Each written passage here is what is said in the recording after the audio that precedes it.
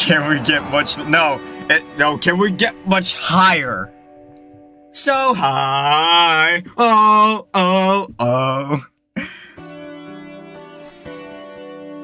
It has begun to snow by the time they pass on the Toko Expressway. Sometimes the names are so long, I just don't feel like pronouncing them. So fuck you, Japan. Hope the roads aren't snowed out, Koji says. In the passenger seat, Fuminori is gazing out of the frosted window in silence. He's been in this trance-like state for almost an hour now. Taking advantage of his inattention, Koji stares unabashedly at Fuminori from the corner of his eye. He still doesn't understand the danger signals that he's been getting from the man. Fuminori has stopped avoiding Koji, and he's even looking at him in the eye when he talks. So why does he seem even more distant now than when he did when he was trying to push his friends away? Fuminori's posture is noticeably relaxed, but his gaze never wavers, not even for a moment. It's as though he is focused on a clearly defined future that he has chosen to bring out, one that has no place for the needs or wants of others. Right now, Fuminori is complete. Koji cannot help but feel that beneath his bland exterior is a core of solid steel that no one can touch. About Omi, Koji says, suddenly trying to gauge Fuminori's reaction. It's been a week since she disappeared, and we still haven't heard from her. Oh? Fuminori replies curtly, still staring into the distance. That's not good. I wonder what happened to her. Fuminori's tone is completely emotionless. Koji might as well have asked him about the weather or the condition of the mountain roads near their destination.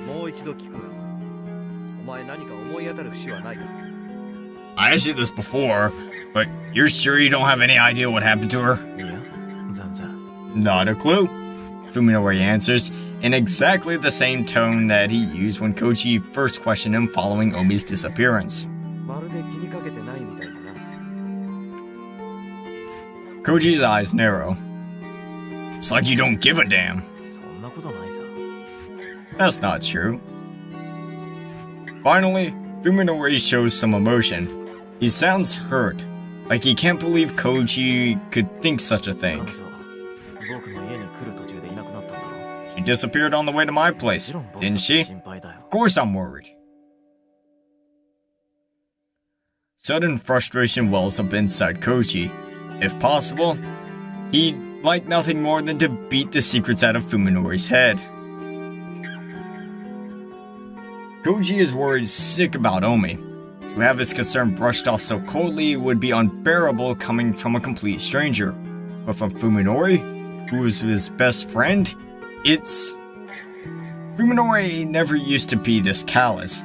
Even if Koji tried to interrogate him, he'd probably never find out what changed him so. Fuminori were still just hiding inside the shell he'd erected around himself after the accident, Koji might have been able to get some answers out of him. With this sly, evasive Fuminori, however, there's nothing Koji can do. Fuminori will never reveal his true intentions, not to anyone. All that's left then is for Koji to discover the truth on his own. At least it ain't Redux. Amen, brother. Anything is better than Redux. But even the rape simulator.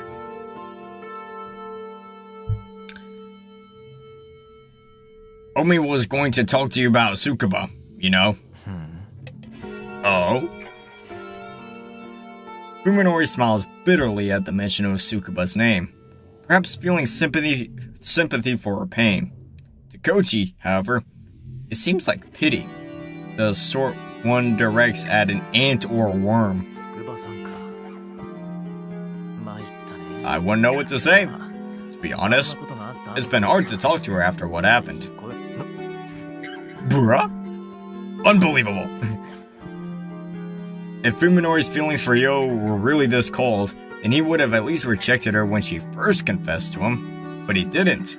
Or at least the Fuminori before the accident didn't.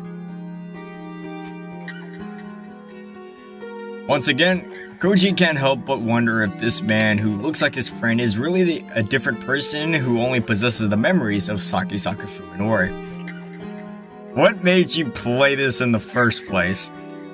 Well, one day I was just kinda, looking through... Actually, I was looking through, the 12 Shits of Shitsmas mods, and I was like, you know what, I'm gonna play all of these on stream. So I did play all of them on stream. You could go check that out on the VODs channel. And one of the mods that I played was the 7th one. It was called Sunset. And it was basically a parody of this, kind of. It was inspired by this. And, well, it was pretty good, to be honest. I actually enjoyed it quite a bit. So the creators were like, you know what? If you like this, you should, really check out Song of Cyrus, and this is what it's kind of based off of. So, that's kind of what led me to finding this, and then reading about it, I'm like, oh wow, that sounds pretty fucked up. You know what, I'll probably have to play that one day. And so, months later, here we are.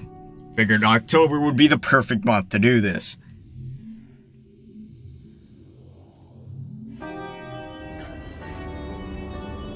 The snow has stopped falling when they get off the West Nasu Flats interchange. This area must already be getting a lot of snow. However, as the nearby mountains are covered in white beneath the trees,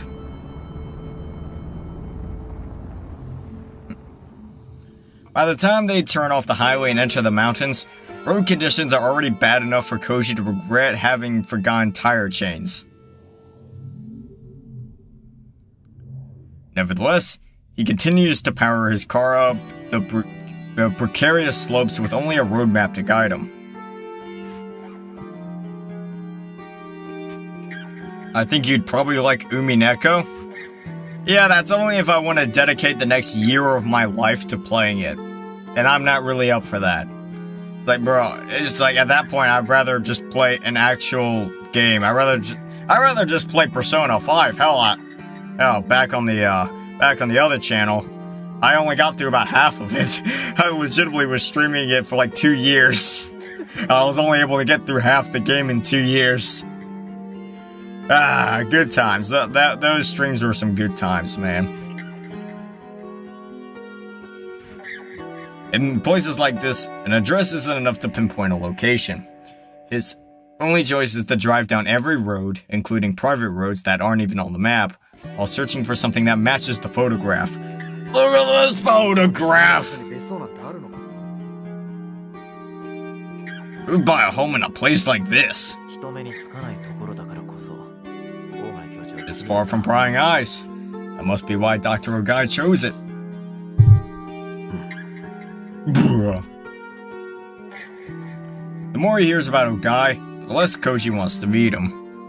Yes, play Persona 5. Hey, it kind of leaves an interesting dilemma. Because, as I said, I'm literally halfway through Persona 5 Royal. So, yeah, at least the question of, do I just continue from where I left off because I did like 40 streams of it over the course of 2 years and only got through about half of it? Or do I just restart from the beginning? Since, new channel and everything.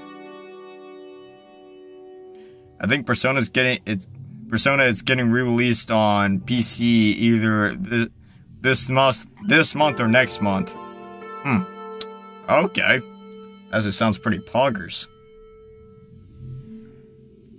I really have to check out like the older Persona games.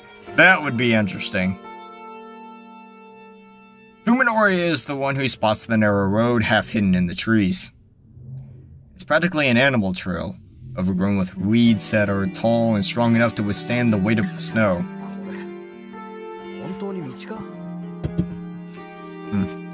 What's this game about? Alright, I'll give you the TLDR, and if anyone comes in here asking what this game is about, chat, you just give the TLDR in the chat. Essentially, the game is played through multiple perspectives, but it's primarily through the perspective of Fuminori. And he got into this accident where he probably should have died, but these doctors did like some miraculous brain surgery or whatever. And it saved him, but it basically fucked up his entire worldview and everything around him. He just sees like blood and guts, and everyone looks like abominations to him. Looks like fucking eldritch beings from another planet or something. That's just truly sickening stuff. And he meets this like girl, or what, a quote unquote girl, Saya. And it turns out she's actually like an alien or something, or a monster. Because everything that's normal looks fucked up to Fuminori, and that vice versa, everything that's fucked up looks normal to him. So yeah, it's basically just, this man has just gone completely insane. That's literally it. Man with meat vision gets lolly Cthulhu Chief and commits crimes. Yes, that is the most simple way of putting it, and yeah, I couldn't have said it any better myself. Koji stops the car and sticks his head out of the window to stare into the dark forest, but he can't see where the path leads through the tightly packed trees. How does it look to you? Fuminori hands Koji the photo, which he compares to the mountain ridges visible beyond the trees. Yeah, it's definitely the right angle. Let's check it out. Fuminori's tone is as flat as always. There's a quiet intensity in his voice that leaves no room for argument. Although Koji is worried that his car's suspension won't be able to handle the terrain, there's no turning back now. He shifts into second gear and starts down the frozen road. My man's driving manual. The sun sets early at high altitudes. As the car creeps up the mountain path, Koji catches glimpses through the trees of the gradually darkening sky. The forest is completely still, with no sound save for the rumble of the car's engine and the crackle of snow and brush beneath its tires. Fuminori is once again staring silently through the front window. In the ominous silence, Koji feels the same faint chill that he felt when standing before Ogai's suburban home. It feels wrong, as though he is traveling deeper and deeper into a world not of his own.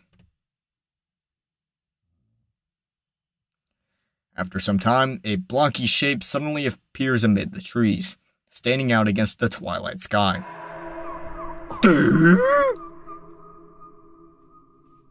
Play spookynoise.mp3. Koji turns off the engine and compares the structure in front of the picture in his hand. A perfect match. Before he can tell Fuminori, however, his friend is already out of the car. Oi. Hey! A man has fallen into the river of Lego City. Quick, dispatch the Kobe Bryant rescue helicopter. Realizing that it's pointless to call out to him, Koji shakes his head, grabs the flashlight from his glove compartment, and follows Fuminori across the snow-covered yard. The photo must not have been taken recently, as the old, run-down cabin before them has clearly been left to the mercy of the elements for some time. The front door appears to be locked, but Fuminori kicks it down like a Giga Chad without a second thought. Koji just watches, knowing that nothing he could say now would matter. Ooh. Spooky. All of the windows are shut with heavy curtains, and the gloom inside is thick and stifling. Fuminori turns on his own flashlight and starts rummaging through the cabin without regard for its owner's privacy. Koji is reluctant to do the same, but it is obvious that this mountain retreat has been abandoned for a long time, just like the house in Tokyo. There's no point in being considerate now. He goes to search a different room. Soon after entering the cabin, however, he realizes that their search is meaningless. There's nothing inside but the bare necessities of life. Some rooms are even completely empty, save for a thick layer of dust on the floor. What few pieces of furniture are present, more than half appear to have never been used. There's an empty chest of drawers without a single scratch or handprint, but bearing the telltale signs of mold and moisture damage. The condition of the cabin is eerie, though in a different way than the filthiness of the house in the city. It's like someone put together a mock-up of a home and then left it to decay. It's like, bro, oh no, turns out we're just in the back rooms. Ah! The only signs that anyone lived here are found in the toilet, the bath, the kitchen, and the bedroom. It appears that the cabin was never used for anything but eating and sleeping.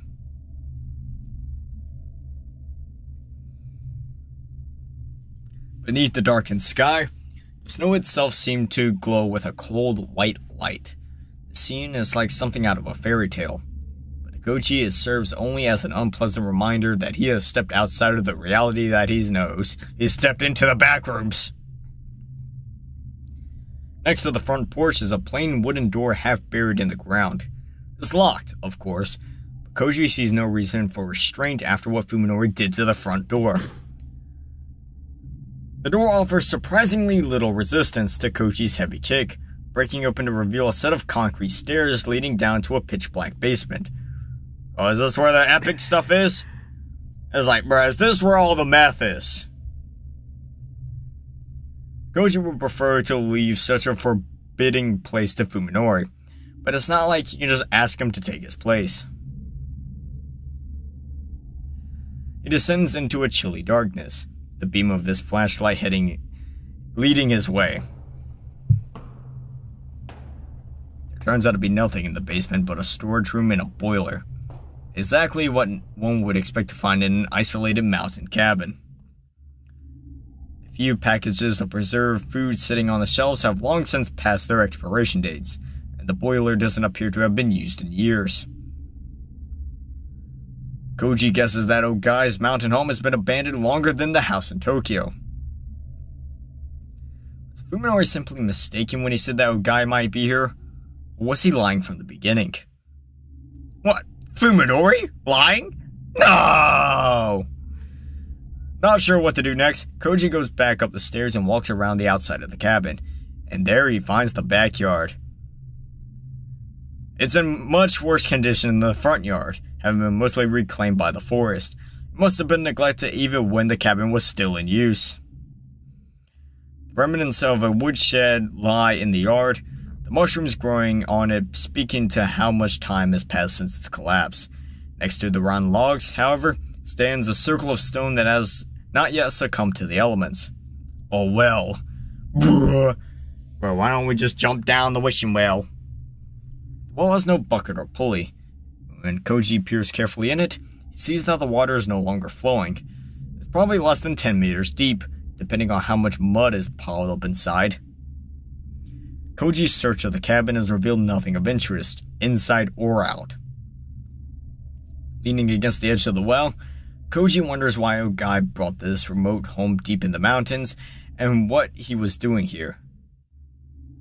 As far as Koji can tell, there's no signs that more than one person ever stayed here. It's far from prying eyes. Fuminori's words play back in Koji's head. Could this have been some sort of secret refuge? A place to remain hidden from the world? That would explain why there's nothing to suggest that whoever lived here did anything more than eat and sleep. Koji suddenly remembers the doctor he met yesterday at T University. Maybe she knows something. He takes out his phone and calls up the number. There's barely a signal, but it manages to get through. No! No! I wanted the doctor, man! I want that fine anime ass! Koji's hopes are soon dashed, however, when his call goes straight to Dr. Tenbo's voicemail. Damn, she a fine ass bitch. He considers calling back later, but realizes that it would be hard to talk to her with Fuminori around. Fuminori would not be at all pleased to learn that Koji and Yo went to see his doctor.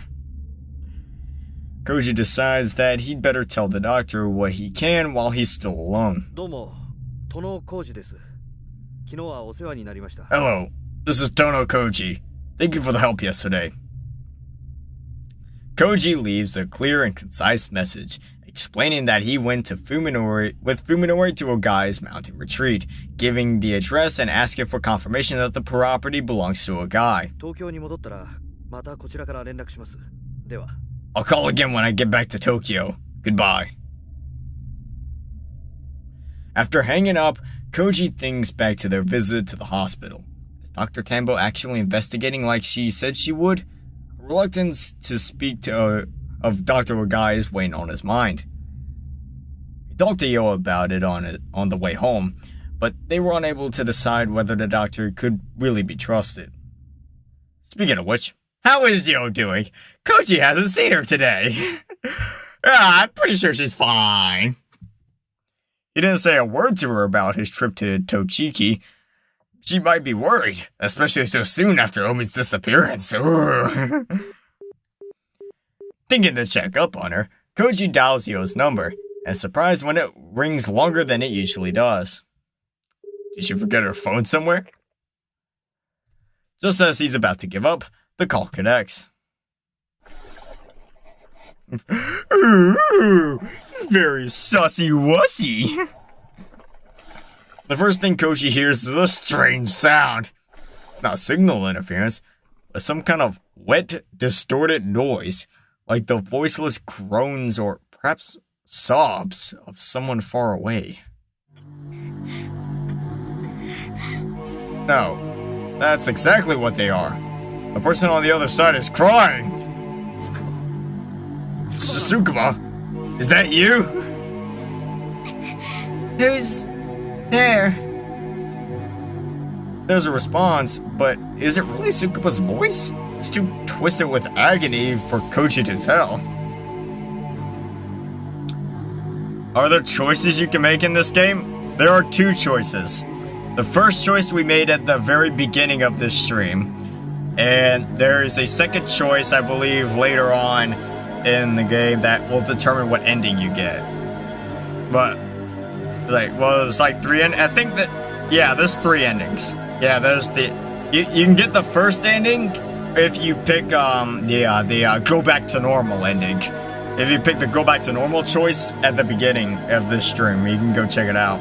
Which will essentially, Fuminori just get admitted to a psych ward, Sayo fixes him up, he goes back to normal, yada yada, you know, whatever. I had to pick the other choice in order to continue doing this. But there will be another choice later on that will determine, you know, the other two endings. Panic surges through Koji as he realizes that something is terribly wrong. It's Koji! Tono Koji! Is that you, Sukuma? Where are you? After a short period of nothing but pained moans, words start coming through the speaker one by one, as though each takes an act of will. I was attacked by a monster, and now there's something wrong with my body, cock, and ball. Torture, CBT, is a sexual activity involving torture of the male genitals. What? What happened? Are you alright? Bruh! Yo must be delirious, because Koji can't understand nothing she's saying. Her gasp and wheezes, however, are enough to tell him that she's in unimaginable pain. I'm rotting away. My skin is melting. This is oh damn, your ear just came off, bro. That's pretty sus. She's not making any sense. Koji feels despair sees his heart in an iron grip. What is happening to Yo now, 100 kilometers away? Bro, ask where she is! It's like, bro, you're basically playing like 3 questions and you've already used up 2 of your questions. Only her voice gives any hint of what she's going through. There's nothing you can do for her. There's nothing he can do for her? Bro, I mean, like, there's at least one thing you can do. 911. Bro, just get her to say where she is and then call 911. That's like pretty fucking obvious. Help me, Koji. This isn't how my fingers are supposed to look. Call the cops. What the fuck? Yep, this is bruh. Perfect logic. Yeah, you're the one being attacked. You call for help.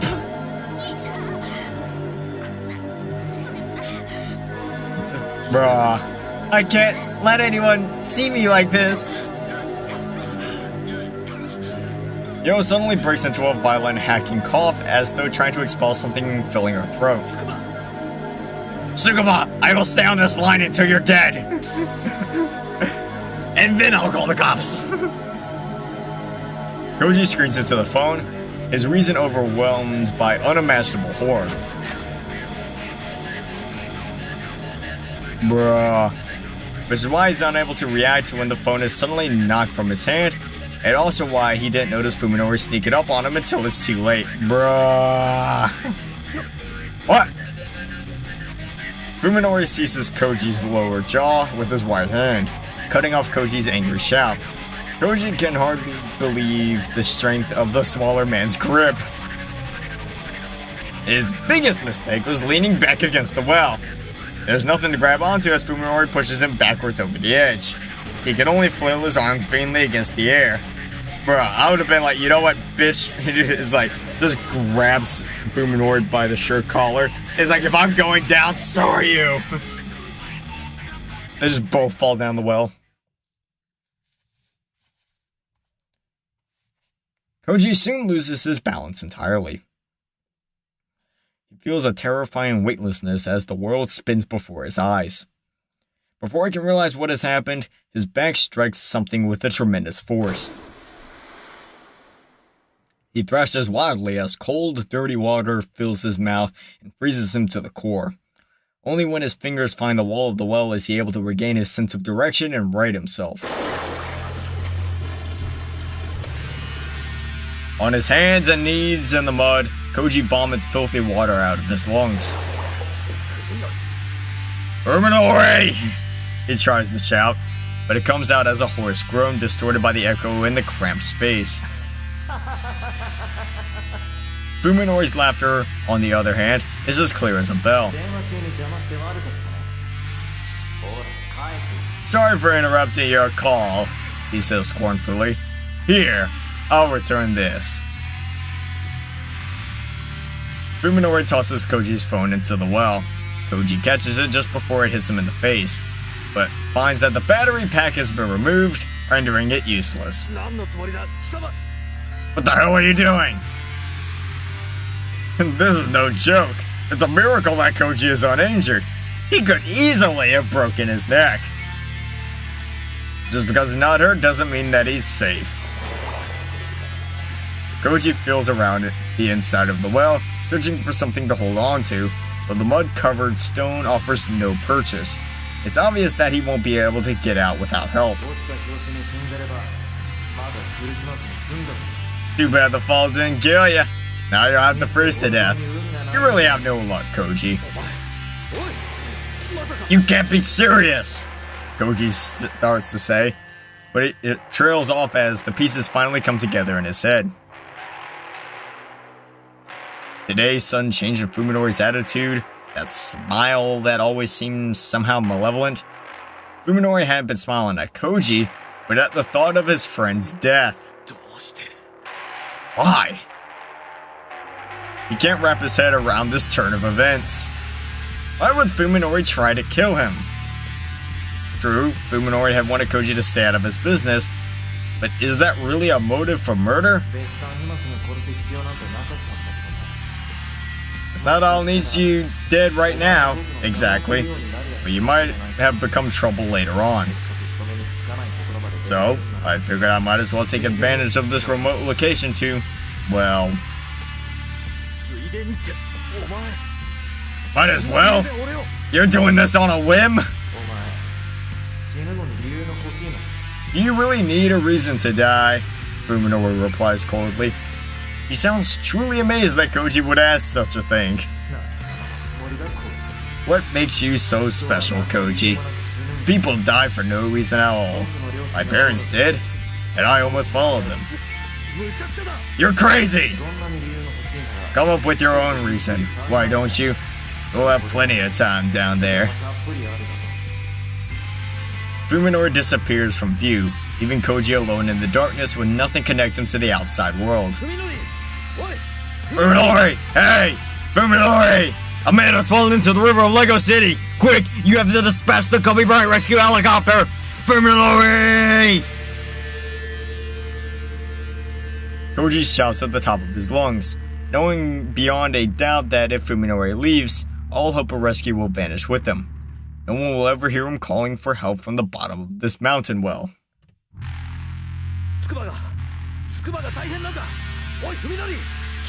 It's Tsukaba! She's in trouble! Hey, Fuminori, listen! Get me the fuck out of here! Pussy! In his desperation, Koji no longer comprehends the futility of begging for mercy. No god or devil will answer him. His only hope is that Fuminori will have a change of heart. Praying for a miracle, he keeps calling Fuminori's name. Eventually, the sky grows as dark as the bottom of the well. Koji can no longer make out the edge of the opening, and he has long since lost track of how many hours he has been screaming. Nevertheless, he continues to scream, for he knows that the despair silence brings will kill him.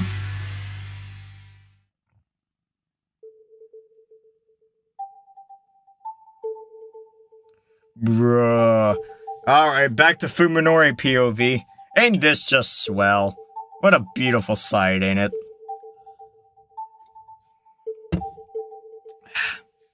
So this is what trees look like, huh? Epic. I feel great. The same feeling that you get when the last piece of a difficult puzzle slides smoothly into place. I've killed a man, and no one will ever know. Absolutely epic. I'm like Jeffrey Dahmer if he, actually didn't get caught. It's a long way back to civilization, but neither the cold nor exhaustion can ruin my good mood. As I walk alone down the snow-covered mountain road, I was tempted to use Koji's card, but that would have introduced a flaw into the plan. I don't want anyone to connect me to his disappearance. The plan formed in my mind the moment that I realized how remote the location was. Even if I couldn't find anything to lead me to Dr. Ogai, his absence would at least prove that the cabin has been utterly abandoned, in which case, it would be the perfect spot to take care of a problem. I knew coming all the way out to Tochigi wouldn't be a waste of time. I didn't even need to use the meat cleaver hidden under my jacket. A dry well, it's like fate itself provided me with the perfect setting. That idiot didn't even realize the danger he was in, and his phone call distracted him enough for me to take him by surprise. Now, one of the two people whose questions might have caused trouble for me and Saya vanished from the face of the earth. All that's left is to eliminate the other. But I don't think you have to worry about that either.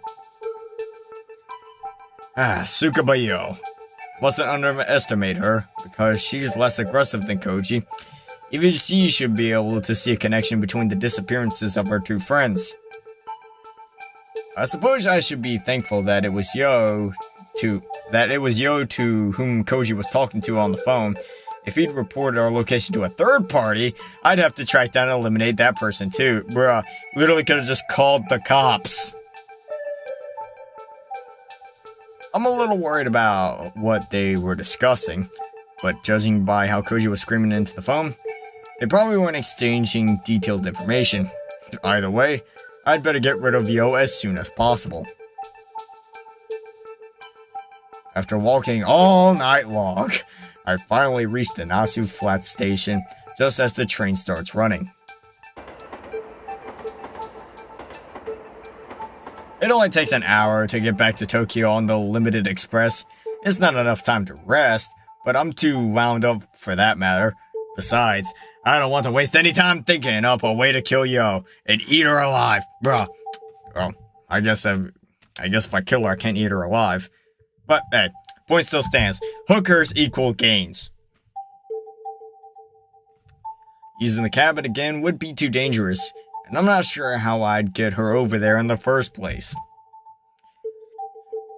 I just exploded in her face the other day. I doubt she'd be as quick to trust me as Koji was, which means that it would be difficult to get her alone. I could ask Saya for her opinion, yeah. But even I have some pride.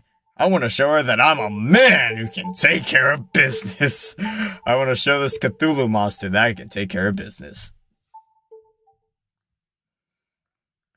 Unfortunately, I'm unable to come up with anything before I get home. I suppose that I should just be proud of having dealt with Koji, the immediate threat. The search for Dr. Ogai's cabin was a bust, with no trace of his having been there, but I see no reason to be frustrated. Sai isn't all that concerned about the doctor's whereabouts, so looking for him is just something to satisfy my own curiosity. I'm home! Honey, I'm home! Where's my Cthulhu Dussy at? It's morning, half a day later than I normally get home. Wow. And the sound of Saya running down the stairs tells me just how impatient she was for my return. It makes me feel warm inside. Welcome home, Fuminori. Cock and ball torture. She throws her arms around my neck. Her smile at least 20% brighter than usual. How am I able to determine that? I don't know. Just a gut feeling. Sorry I'm late. It was a change of plans. It's okay. I'm just about done with my preparations too. Preparations? We're having hooker tonight! Yes! Finally! I've been waiting for hooker all week. Saya responds to my confusion with a mischievous smile. Why does everything look like hell? Because this is just Fuminori's point of view. And this is just what everything looks to him. Because the doctors fucked up his surgery. I'm getting a surprise ready for you. What kind of surprise? Better be hooker. That's a secret. Anyway, aren't you tired? Do you want to eat or take a bath first? I don't realize how hungry I am until Saya mentions it. I walked all night without a bite to eat, and now my stomach's emptiness becomes painfully clear. However, I can't sit down to a leisurely meal while covered in the dirt and sweat of the road. I like to grab a quick snack and get in a long, hot bath first. I thought you'd say that. So I got the bath ready. You must be cold after being out all night. Yeah, I sure am, my Cthulhu waifu. I'm amazed by Saya's foresight. She was always ready to give me what I want before I want it. That's a little sus. Well, I mean, I guess, to be frank, at least they censored this. Less work for me to do. Sounds like you had a hard time. While soaking in the bath together, I tell Saya about my adventure and how I killed my best friend. Killing him was easier than I thought. The hard part was getting home. The heat of the bath is soothing, as is the sensation of Saya leaning back against my chest as he massages the fatigue out of my stiff leg muscles. I'm home. Content fills me. I don't even need to sleep to relieve my exhaustion. Just like the living room and the bedroom, the bathroom is painted in the colors that Saya and I find pleasing. We've left the entrance and the hallways untouched just in case someone comes in, someone should see inside. So these 3 rooms are the only places I can relax in my own home.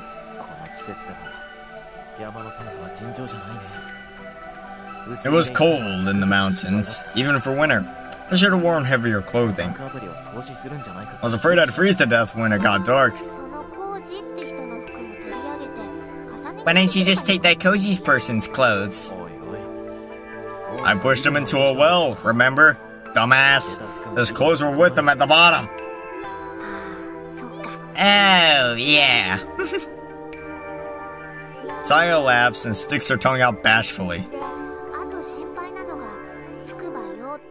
So now there's just that Tsukuba girl to worry about. Wait, what? Like, didn't she, like, fucking deal with her ass? What do you mean to worry about? She's the only person I can think of who can connect me to Koji's disappearance. After I take care of her, we can finally relax. Until the feds get on this shit, then yeah.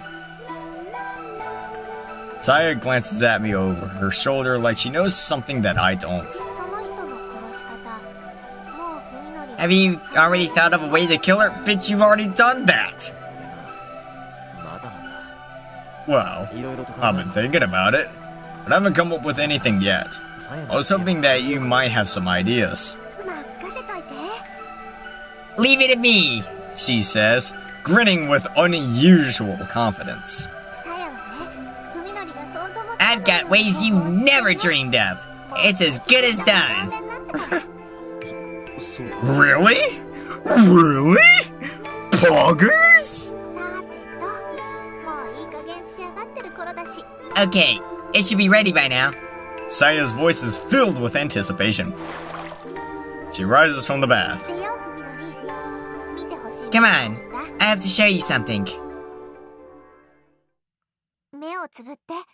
Close your eyes, and don't open them until I say so. Okay? Okay. Why is there a Brazilian flag? Because Brazil is the closest place to hell that you can get besides Song of Saya. Yeah. I have no idea what's going on, but I do as Saya says and close my eyes. She takes my hand and leads me up the stairs. As I wonder what she has in store for me, the sounds of crying reaches my ears. I stiffen. Is someone there? No peeking! She admonishes me, then strokes my arm soothingly. Don't worry, there's no danger. Alright. Little by little, the crying goes loud. Wait, he can actually hear this normally? I thought, like, anytime he heard, like, an actual person, it sounds distorted and fucked up. How is he hearing this normal? I don't know, maybe it's cause it's like, you know, misery and pain, cries of pain. Maybe that's why he can hear it normally. Little by little, the crying goes louder. I can hear the misery and pain in every choked sob. At first, I'm amazed that Saya would let someone in our house after what happened 2 days ago. But then I realized that something is strange. Isn't Saya the only one whose voice can carry such clear emotion to me? Although my eyes are still closed when Saya leads me into the bed. Oh! I think I know what's going on. It makes sense now. Saya turned the hooker into a fucking her. Bruh! Saya turned the hooker into an alien. It all makes sense. That's why Fuminori can hear it perfectly. Although my eyes are still closed when Saya leads me into the bedroom, my ears tell me that there is someone only a few feet away, and yet I smell none of the human body odor that normally turns my stomach. Okay, time to say hello. Open your eyes. I open my eyes and I am struck dumb by what I see. Holy shit! Yosukuba is curled up on the floor with not a scrap of clothing to cover her shivering body. At least there's like nothing to censor here, really. When I first lay eyes upon her naked flesh, I'm entranced by the sensuality of her generous proportions, far more mature than I would expect from her usual pure and innocent appearance. Wait, forget about that. Why is she in my bedroom naked? And why can I see her perfectly fine? Moreover, why is she... Well, how does she look to you? She's beautiful. Well, why can't I...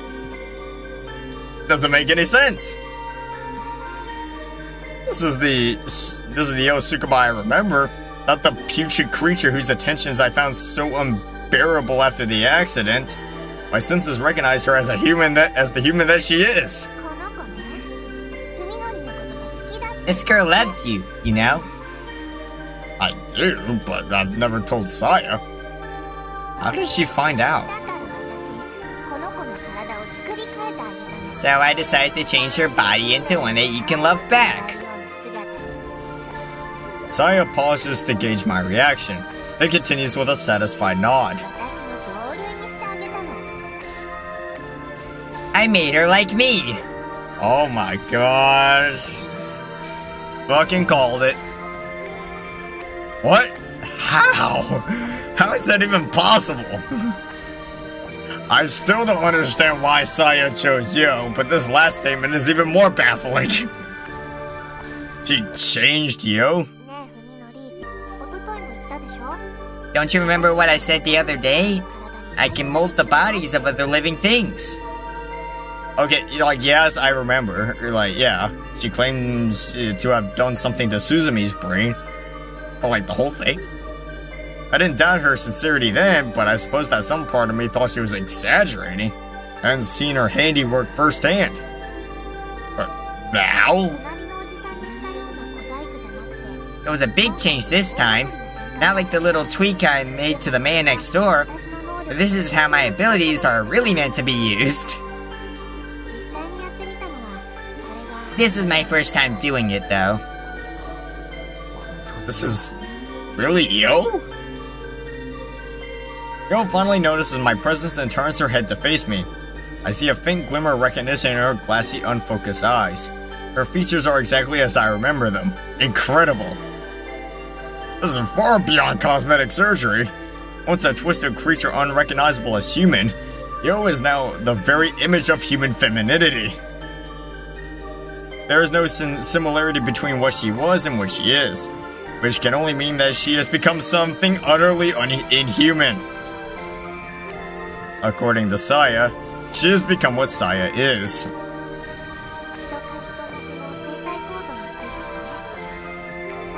No one on this planet knows more about the biology of Homo sapiens than I do, Saya declares, her voice full of pride for her first creation. I've studied a lot. I can tell. Studied? How did you learn this? Who taught you? When? I mean, she couldn't have learned it from Dr. Agai. No teacher on Earth could impart such knowledge or skill. Come on! Don't you remember what you were giving me every single night? Oh my gosh! Saya blushes. That's like a blueprint. Oh my! That's like a blueprint for the human body. Bruh. Saya literally took this man's kumra and was like, "Yep, I could create a human out of this. I can decipher it, and then I can bend it to my will. I can do whatever I want to it." What is she, really? I mean, I've accepted the fact that she isn't human, but there's more to her than that. Saya is something that far transcends my species. It was my first time, though, so I thought I messed up a little. When Saya approaches, Yo trembles and tries to crawl away, but is only able to flail her arms and legs wildly, like she doesn't know how to move her own body. And the only sounds coming out of her mouth are frightened moans. She can't talk? Yeah, Saya sighs in mild disappointment. I guess the change broke her mind a little bit, I don't know. I mean, it did take a whole 20 hours. She might have suffered a lot. I feel kind of bad, honestly. Oh, damn. Yo looks up at me pleadingly, as though begging me to save her. She's no longer able to ask me for help, though, or even to call my name. Well, Saya asks, her eyes shining with anticipation. do you like her? I'm at a loss for how to respond. What do you mean, like her? You said you wanted family and friends, didn't you? That's why I got you this present. I got you a whole hooker. I'm like, Saya, you don't understand. We're supposed to eat the hookers, not fuck them. Her innocent explanation only confuses me further. Present? Come on, she's not a dog. There's not much difference. Her head is totally empty. I'm happy that Saya wants to please me, but she could use a little more common sense. Sorry, you're kind of retarded. It's not that. Holding a person captive is probably a lot harder than you think. Don't worry about it. Look, I chained her up. You ain't gotta worry about anything. Hell, she doesn't even look human anymore. The only thing preventing Yo from being totally naked is the leather collar around her neck. I have no idea where Saya got it, but it's the kind of dog collar that would be sold at any pet store. Chrome chain is fastened around one of the bedposts.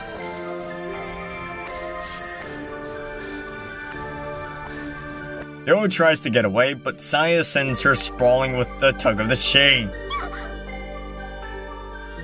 Yo tumbles to the floor, squealing in pain. Her actions are those of an unintelligent animal, just as Saya said. Bruh. Bruh, Saya literally got me a bitch. Hell yeah!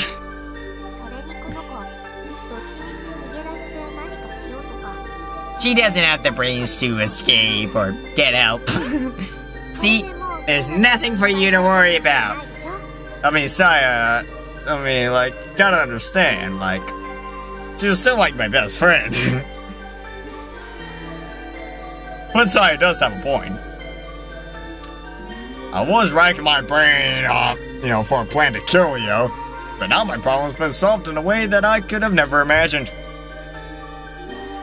If a person looks upon her now, they probably see no trace of the old Yo. And if she has no memories and can't even speak, then it's perfect. Saya has killed Yo without even taking her life. It's literally perfect. Talk about the Sigma male grind set, am I right? It's like, bro, killing bitches without even having to kill them. It's fucking genius. Saya, you're amazing. No, there's still the problem of what she means by giving Yo to me. You're not happy? Saya says dejectedly, her confidence suddenly gone. Did I misunderstand again? Is this a problem for you? No, but you may have went a little overboard. I can take good care of her all by myself. I won't let her make things difficult for you. So can't you stay, please? It's like, alright, I'll let our Yo stay. But you gotta promise me you'll take good care of her. Clean up after her, feed her, do all that.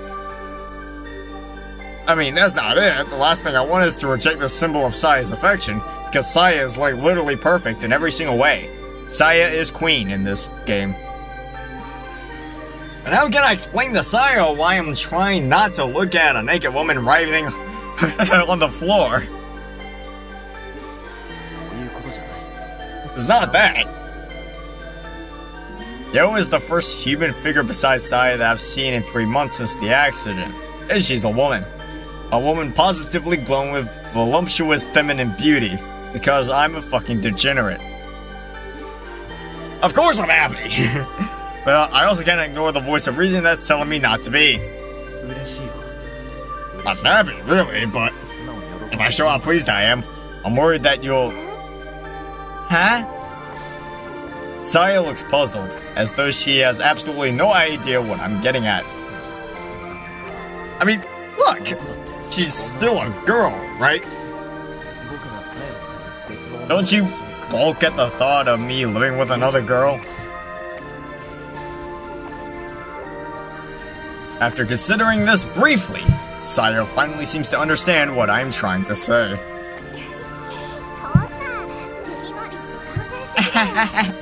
Of course not. You worry too much. Maybe I am worrying too much. Although, I'm pretty sure that I'm just showing the consideration that any man who's sworn his love to a woman would show. Or maybe Saya doesn't understand that a man faced with a woman's naked body can't help but react regardless of his feelings. How funny. You really are kind. Yeah. Oh, I did this so that she could please you. If you like her and enjoy spending time with her, then I'll be happy too. You have nothing to be shy about. I hate to say this, but I struggle to find the right words to express my true feelings. Men are, well, it's like, men are really depraved creatures, and I mean, Yo's body has features that yours doesn't, right, Batman? So, even though it's nothing like my love for you, I can't help but, get aroused.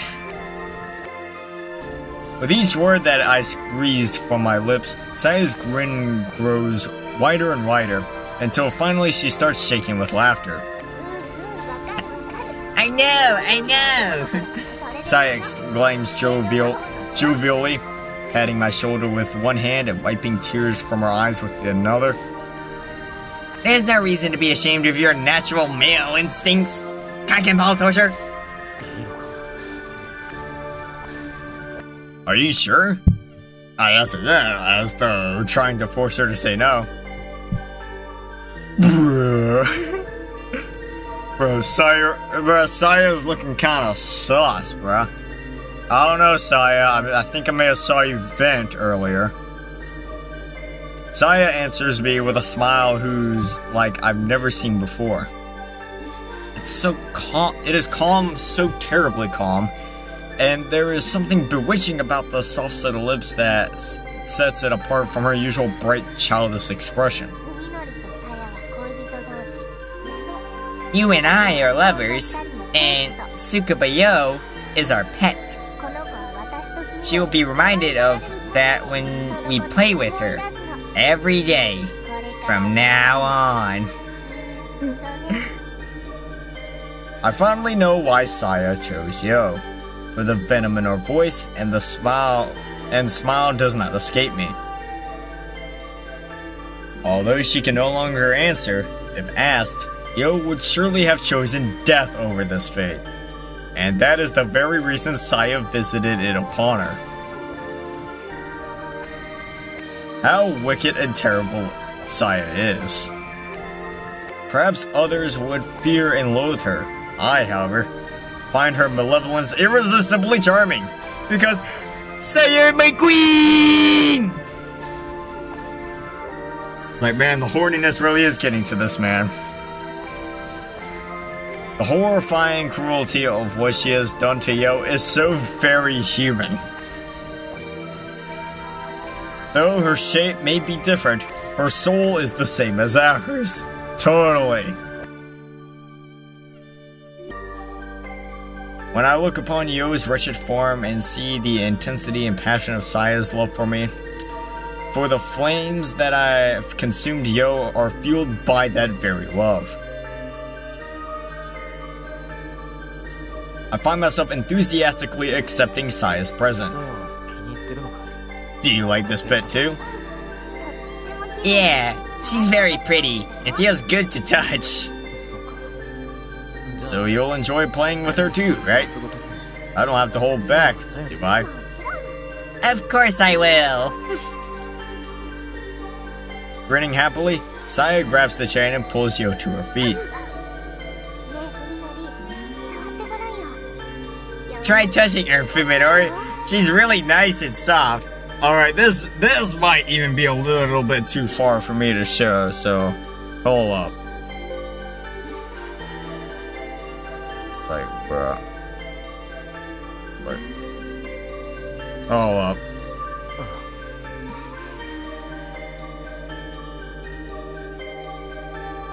Alright. Okay. Never mind, we're good.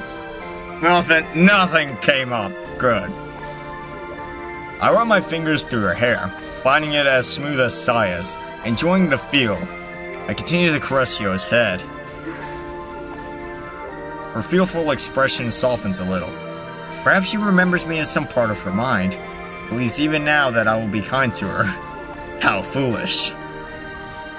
Alright, never mind. Fuck this shit.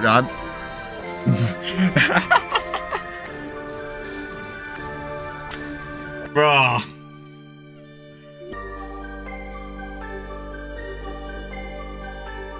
Even I have to draw a line at least somewhere. I know y'all saw that. But still.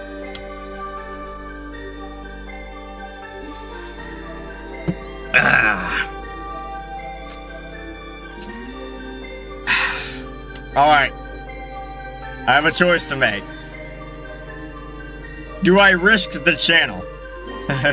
Do I risk the channel just to show this? Because remember, I have shown the Amorphati scene, and I have shown the Blue Skies scenes already.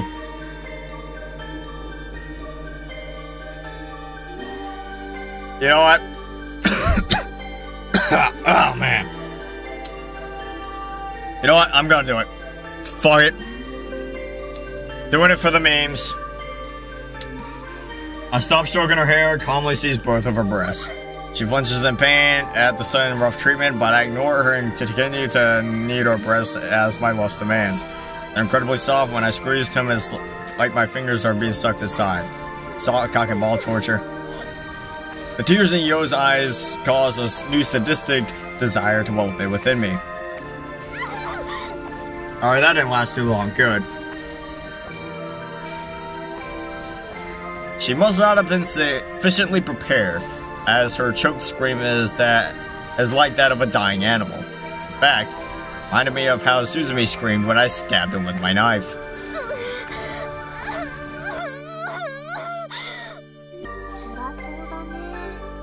Looks painful, Saya says, peering curiously at Yo's tear-streaked face. Is she pleasing you? You could say that. Hypnotic quivering of her thighs as she trembles beneath me, her breasts heaving like storm-tossed ships.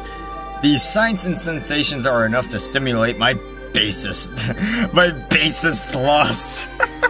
Bruh. And the night has only just begun. Bruh, based.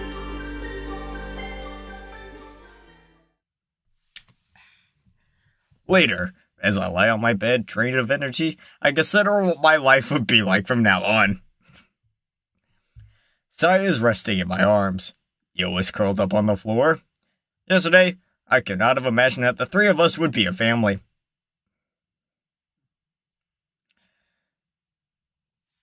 A new home, new food, a new family, all granted to me by Saya.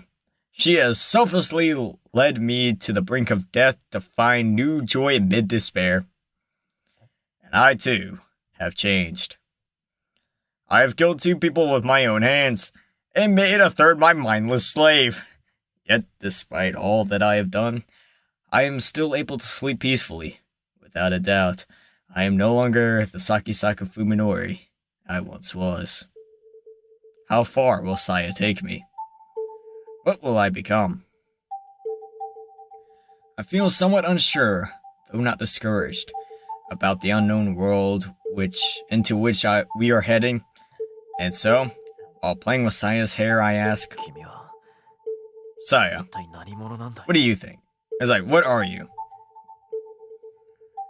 I don't expect an answer. If Saya's asleep or doesn't want to respond, I won't mind.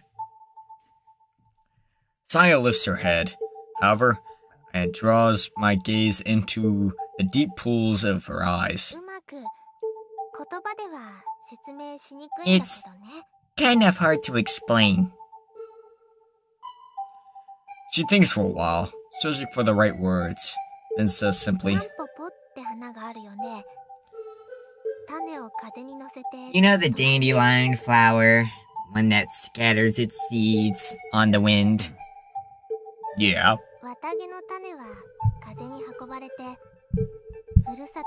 The wind carries those fluffy seeds far, far from where they were born. What if one of them ends up in the desert? Not even a single blade of grass is growing. If you can imagine how that lone seed will feel, then you might be able to understand me. Bruh. As I consider Saya's answer, she continues her story. A seed is still a baby flower. If it does its best, it can turn even a desert into a garden. Maybe that little seed will decide to thrive. Maybe it'll decide to grow and multiply, so that it can turn the whole desert into a field of dandelions. Pretty sure that's not how any of that works, but damn, sis, go off. What do you think can give it the strength to do so? What? I whisper, entranced. Saya smiles softly and caresses my cheek. All it needs is to be loved by just one person in the whole desert. All it needs is to be told how pretty dandelions are. The loving touch of her slender fingers fills me with peace and joy. I love you. I pull her into my chest, nodding silently. Stay with me forever. Never leave my side. I promise. My Cthulhu waifu. Basking in the soft warmth of our love for each other, we sink into the oblivion of sleep. Well, that was an eventful day. Hey! What happened to my mans? He has been buried alive. Well, I guess that answers that question. His world is the silence and cold of the grave. Ever since his voice gave out and he's lost the strength to scream, no coherent thought has passed through Kochi's mind. Perhaps this is his brain's way of protecting him from despair. Instead, he dreams. Images flash before his eyes. Random, unconnected scenes from his 20 years of life. Not all are of happy times. There are sad, painful memories as well. But even these memories are pleasantly warm compared to the death that is now encroaching upon him. He dreams of mountains. His older brother once took him hunting for insects when he was just a child. They sealed their caught butterflies in a plastic bag, only to later find themselves holding a bag of tiny corpses. He dreams of his lover.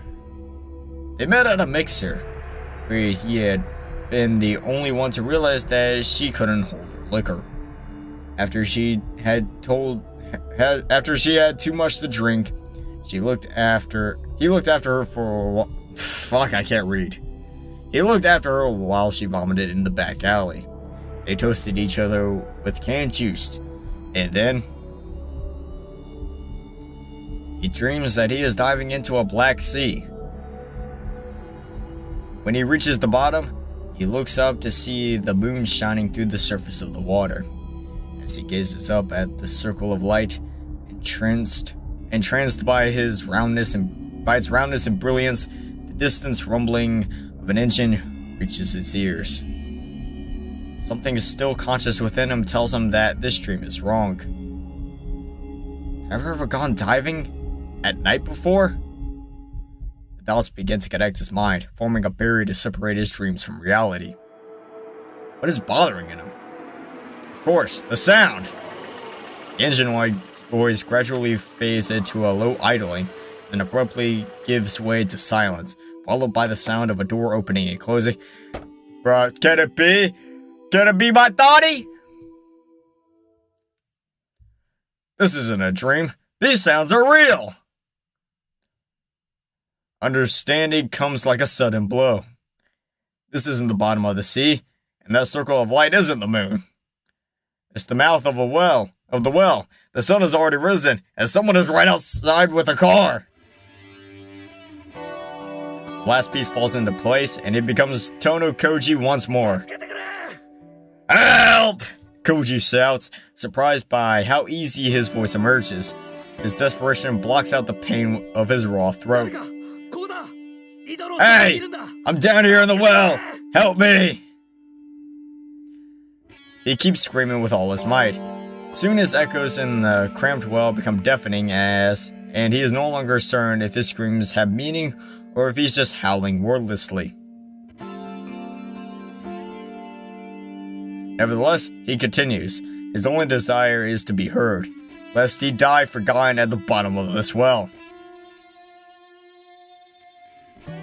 Koji's wait is not long, but even a minute feels like an eternity on the edge of despair. Soon, the circle of light above him is partially eclipsed by the silhouette of a person staring down into the well. Toto, you alive down there? A woman's voice. Koji has heard it somewhere before, but for some reason can't remember to whom it belongs. Just hold on, I'll get you out.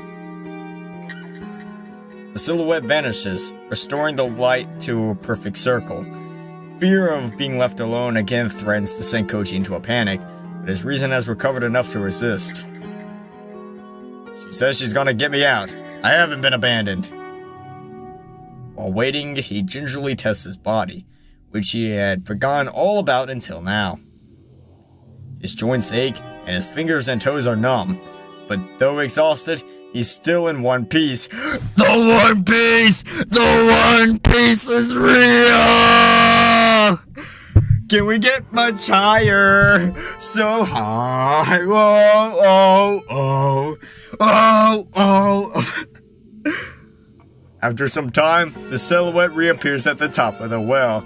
Can we get much higher? Are you hurt? Can you climb a rope on your own? No, I don't think so. Koji's lack of confidence to attempt such a feat. His frozen fingers can barely move.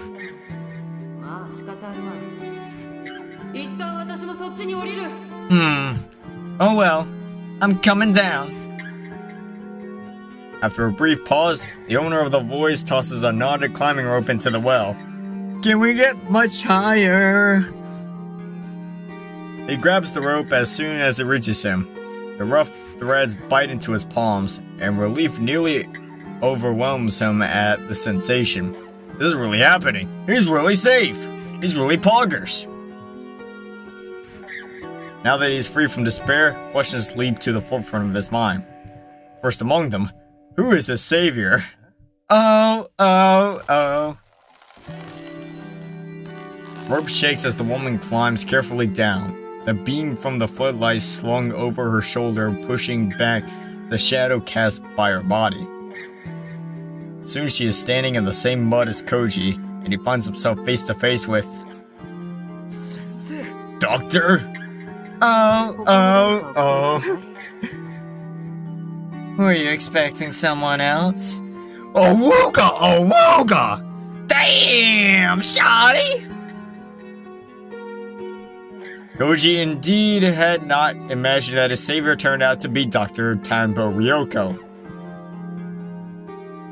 Of course, it took him a moment to recognize her. Instead of a white gown and tight skirt, she was wearing a heavier leather coat, denim jeans, and boots with no heel. So she must have expected a hike through the mountains. Her light is a blocky all-purpose type featuring side-mounted fluorescent runners in addition to the main floodlight, survival gear, and professional grade by the look of it. Man, she's strapped! Bro, the doctor's strapped! You look awful, Dr. Tambo says wryly as she gives Koji a once-over. Here, drink this. She pulls out a flask out of her pocket and hands it to... Ah, great! Fucking whiskey. Perfect. Go slow. Take small sips. It should help a little. Thank you. She walks around with a flask? Maybe Koji's just old-fashioned, but it doesn't seem appropriate for a young woman, and a doctor at that. Nevertheless, he unscrews the cap and takes a swig, and struggles to keep from coughing as the potent liquid sears his tongue. What is this? It's fucking whiskey. What did I just say?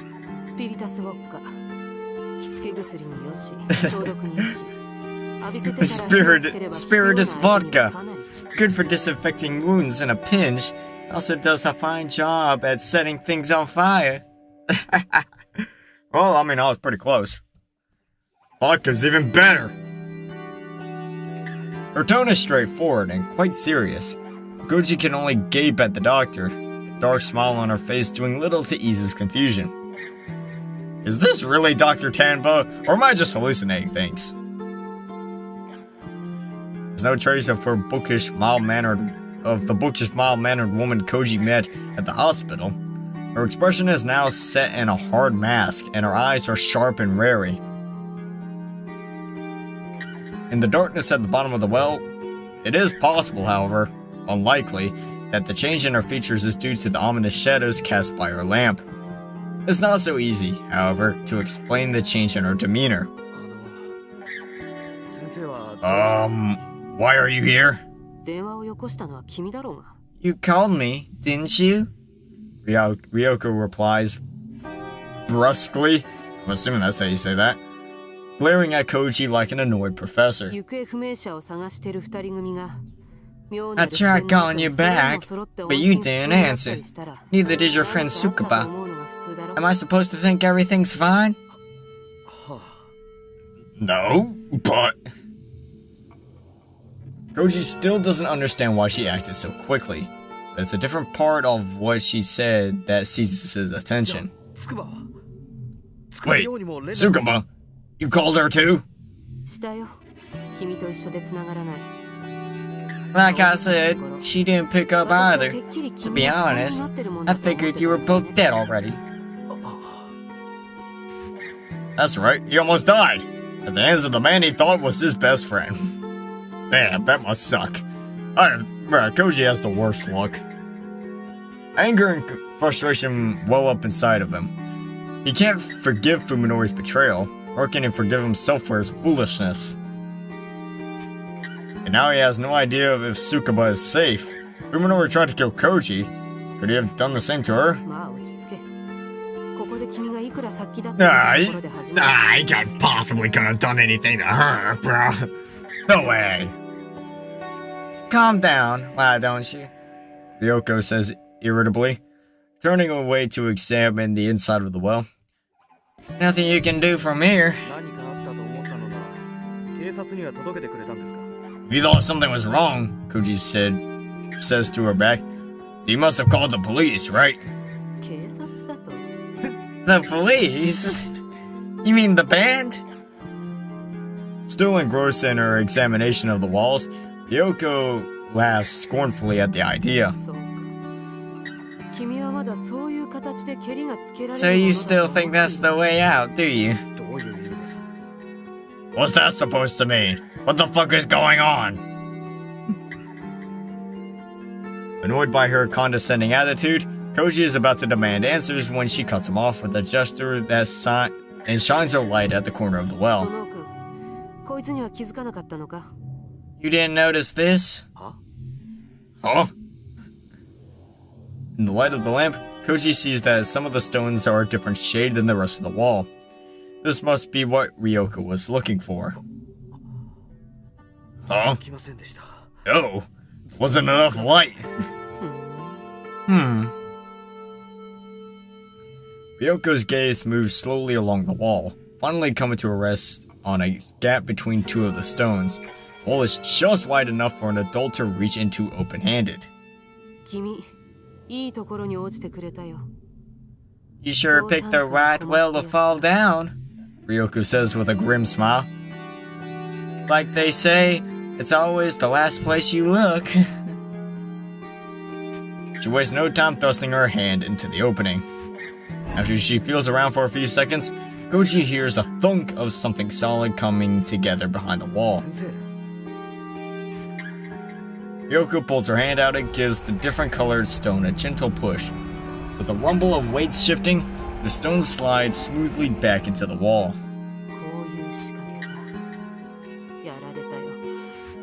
So that's how he fooled me. I had no idea this was here the last time I came. You've been here before? Koji wanted answers, but Ryoko ignores him and peers into the opening. In the beam of her floodlight, Koji can see a concrete tunnel leading into the mountain. I wish that was that opening. Me too, Stinkman. Me too. Sadly, we can never get what we want. I'm going on ahead. You better stay here. Her warning is utterly devoid of warmth. Considering his options, Koji looks from the tunnel to the rope and back again. He's practically sweating now, thanks to the 190 proof vodka he just drank, but although feeling has returned to his fingers, he still doesn't have enough strength to climb. That said, the thought of being alone in a well again makes him shiver. I'll go too! Please take me with you! Have it your way. Ryoko steps into the tunnel without looking back, and Koji doesn't hesitate to follow.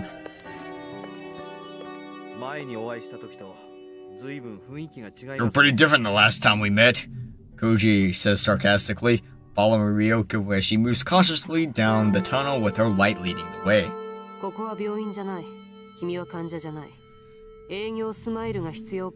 This isn't the hospital and you're not my patient. This service doesn't come with a smile. So this is who you really are? I wonder. Doesn't matter. Ryoko suddenly stops and stares at the floor. When Koji looks over her shoulder, he sees a dust-covered rope lying coiled up in the middle of the path. What is it? Something left by the last guy who came down that well. Ryoko picks up the rope, examines it, and hands it to Koji. It's about twice as long as my rope. It has a knot in it, and both ends have been severed. They were connected before to make a circle. Huh? You loop one end of the circle around something topside, then use the rest to climb down into the well. I thought you'd know this. When you're at the bottom, you cut the circle open and pull the whole rope in with you. That way, there's nothing to show where you went. Ryoko shines her light down the tunnel, revealing that it ends in a closed wooden door about 10 meters ahead. That's how he avoided detection. Really got me good. You said you've been here before? Yeah, you and Sakisaka aren't the only ones, Ryoko says dryly. I checked the guy's cabin a while back. Well, damn! Shotty really does come strapped. Shotty got the shotty. As Ryoko speaks, she opens her coat and pulls out what she had hanging underneath it. If there aren't any other exits, and he's still behind that door. At first, Koji thinks that she's holding a steel pipe. Amazed that she would be carrying a weapon, Koji looks closer, and is appalled when he realizes what it really is. Shotty got the shotty! A gun! Not one of those sleek handguns that he's seen in the movies, but a double-barrel sawed-off shotgun. Stock and barrel have been sawed down for easier concealment, enhancing its aura of brutal efficiency. What is that? A 12 gauge. Ryoko replies blandly, as though naming a brand of cigarettes. I don't have a permit, and cutting it down would be illegal even if I did. Any other questions? What are you planning to do with that thing? I'm gonna blast the motherfucker's head off. That's what I'm gonna do. Ryoko looks over her shoulder and gives Koji the most chilling smile yet.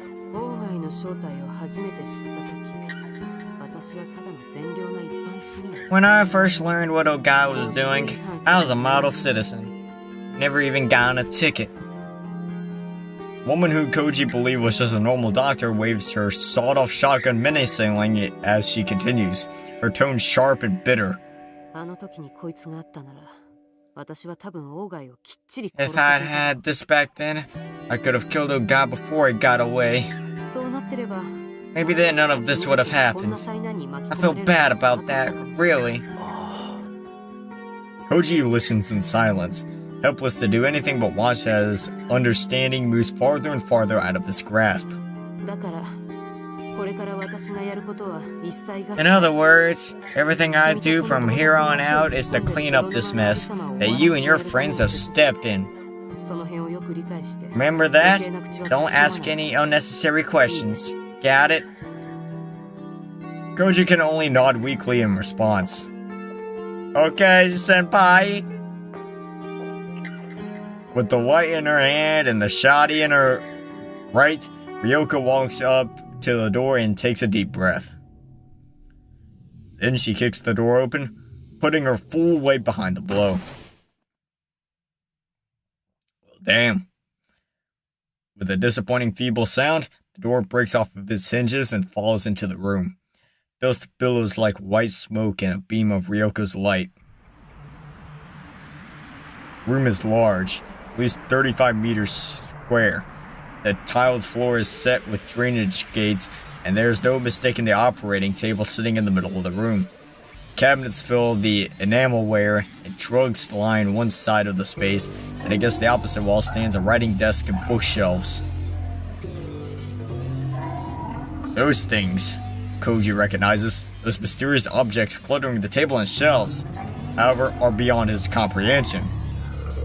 Here is delicately engraved with complex patterns, grotesque statues, and masks that must have been left by a race of savages, tapestries woven in nauseating arrays of color, a crystal ball the size of an infant's head. And it would fetch a hefty price at an antique store, if not for the one thing that they all have in common. Every last piece is so loathsome and foul that Koji feels sick just looking at it. It's as though each was designed for the sole sinister purpose of immortalizing its creator's hatred of a world. Rare-looking books of the sort that he found in Ogai's home are piled here and there, and on one shelf are stacked some scrolls that look to be made of some kind of sheepskin or papyrus. Whatever it is, it's not paper. Finally, there are the indecipherable chalk patterns and symbols filling every available space on the walls. Even the two sliding backboards are covered in strange, unreadable scribblings. Just looking at them is making Koji dizzy. Don't look! Ryoko snaps at him. Listen, don't move, and whatever you do, don't touch anything. Even if something draws your attention, don't look at it. If you see something that feels wrong, stare at your shoes. Got it? Yeah, Sugar Tits, got it! Ryoko switches her lights fluorescent runners on and sets it on a nearby table where it can illuminate the whole room. She then holsters her shotgun, only to pull out an even more confusing set of tools: a digital camera and a can of spray paint. She gives the can in her left hand a good shake, switches the camera in her right hand, and steps up to the blackboard while looking at the camera's side-mounted screen. After recording one set of symbols, she covers it with a thick layer of paint, then moves on to the next. Doctor? Lesson 1. Never look at strange symbols or read anything written in unusual languages like Latin. Use a camera to record them for later, then paint over the original. Now that she mentions it, Koji realizes that she is only looking at the screen of her camera, even then only for short glimpses, and never directly at any of the drawings. He understands what she's saying, but it still doesn't make any sense. Why do I have to? Now that you've come this far, you better shut up and listen for your own good. Got it? Things like crystal balls and mirrors are dangerous. Anything can happen if you break them, so it's best to cover them with a cloth or paint over them for the time being. Koji begins to fear that this doctor might be even crazier than Fuminori. Despite the burst of energy he received from the vodka, Koji is still exhausted from his night in the well. The fear is affecting his body, making him dizzy and nauseous. Soon the walls are covered in black paint and the stale air is thick with the smell of turpentine. That should do for now, Ryoko says with relief, then tosses the empty can aside and puts away her video camera. What happened to Ogai? Koji asks, supporting himself against a nearby table. Oh, he was over there. While stopping her examination of the papers on the writing table, Ryoko points nonchalantly to a Chinese-style screen standing in one corner of the room. He was there. Her clinical choice of tense makes her meaning instantly obvious. The urge to see for himself is irresistible. Koji staggers across the room to the screen, taking the utmost care to not look at the scaly octopus thing that is painted on. Behind the screen is a large, easy chair. Although he's never met the man before, Koji is fairly certain that the person sitting in it is Ogai Masahiko. Bruh. God, it's sus. Ogai's corpse must have shrunk significantly while drying in this sealed chamber. The body is barely the size of a child's, with only the business suit hanging from the bones offering any hint of Ogai's former stature. His empty eye sockets and wide open jaw are filled with darkness, the same darkness that surrounded Koji at the bottom of the well. Compared to those gaping voids, the tiny hole in Ogai's right temple is almost demure. A revolver that he presumably used to kill himself is still clenched in his dangling right hand.